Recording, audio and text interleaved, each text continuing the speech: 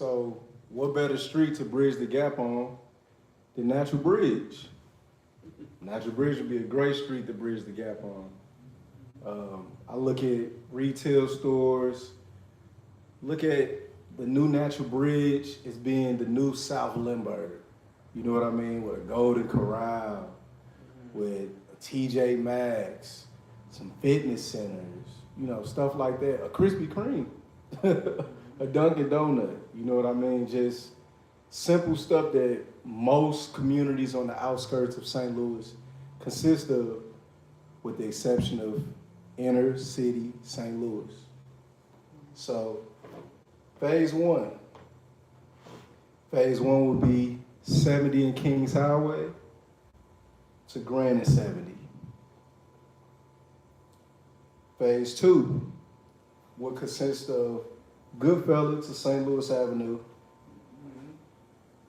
Phase three would be West Florissant and Goodfellas to 70. Phase four would be North Jefferson to North Kings Highway. And finally, phase five would be Delmore to Vanderbilt. Now, with all of those phases, I don't really have anything to put from Delmore to Vanderbilt right now. I don't have anything to necessarily put. But let's just look at it from this standpoint. How would a resort look along 70 and Kings Highway to 70 and Grand? When we travel, people that's from St. Louis, people or that has visited St. Louis, when you travel from the west part of St. Louis into downtown, your 40 and Kings Highway and Hampton and by the zoo and everything, into downtown, it looks amazing. You know, I'm also in the transportation industry. I love bringing people into St. Louis that's not from here, taking 40. You know what I mean? Going straight down 40 into downtown. It's amazing.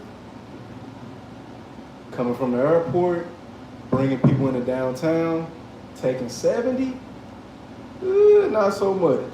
I don't enjoy doing it so much. And most people that take their way in that's not from St. Louis, they always lament to, it's a lot of vacant buildings.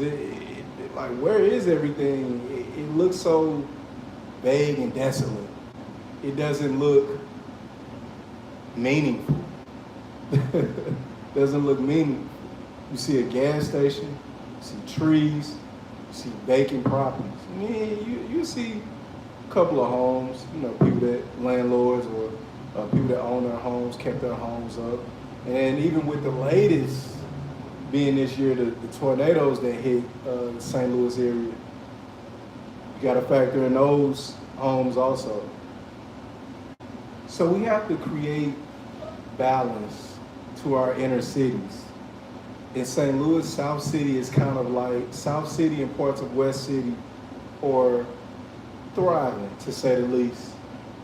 And a lot of parts of West City and several parts of South City and mostly all of North City isn't. We have to change that. And the way that we do that is we have to start from the beginning. A lot of these people that are out committing crimes or don't have a real purpose in life, how do you think it would have been growing up in a situation from birth where you didn't even have an opportunity? Yeah, a lot of people make it out. We see success stories, professional athletes, musicians, doctors, you name it. We've seen a lot of people make it out of unpleasant circumstances. It's not a lie. It's not a lie. And you look at it from this standpoint. Do you think if I line 10 kids up from suburban areas and I line 10 kids up from your inner city areas, what is the likelihood of those 10 suburban kids having a better opportunity to see more and do more in life than those 10 kids from inner city America? We have to change that, people. We cannot allow it to continue to fester.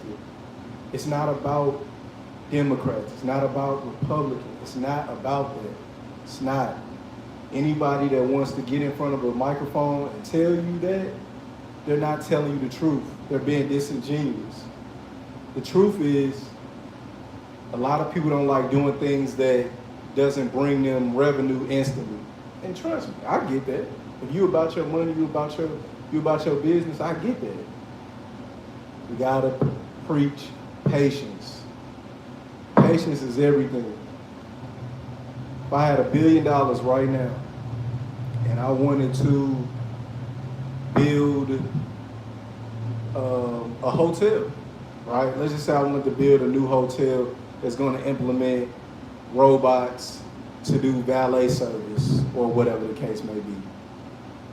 Even as a billionaire, I have to have patience for that establishment to be manifested. Who's going to build the establishment? I gotta wait to see who I'm gonna have to do that. Who's gonna be the workers? I gotta wait to make sure everybody is hired. Where are we gonna actually set up shop for the land?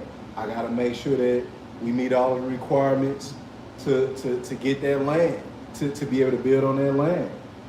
It takes patience, no matter how much money you have, no matter what resources you have.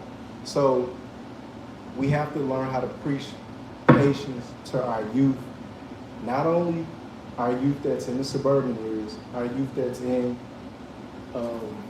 areas that's not as beneficial to them as the suburban areas would be. I'm gonna keep saying this, and I'm gonna say this a lot all night. It takes buy-in. Matter of fact, we're just gonna make that the word of the night, the word of the evening. Buy in. Why wouldn't you buy in? So I'm gonna actually take some questions that was sent to me for this event.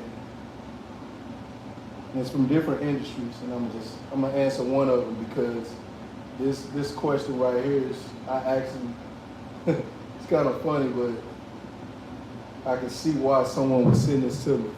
So the question is what would I do to enhance or make the NBA All-Star Game better?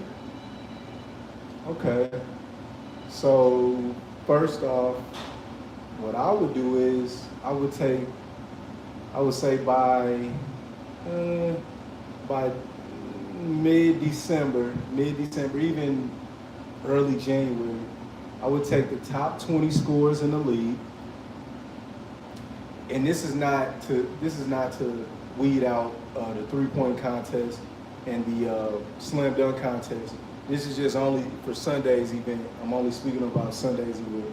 So I would take the top 20 scorers in the NBA at the time, and I would pair each scorer with the scorer from the bottom. So let's just say whoever is the number one leading scorer, they will be teammates with the 20th leading scorer.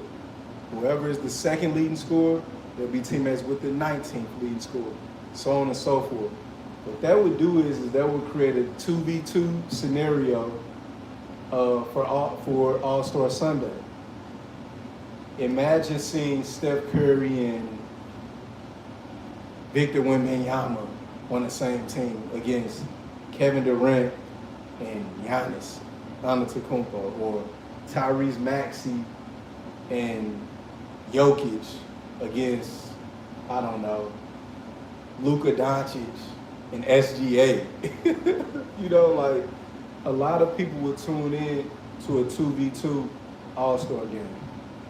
So that's what I would do. I mean, hopefully the question was answered in its entirety, but that's what I would do to enhance the NBA All-Star game for Sunday.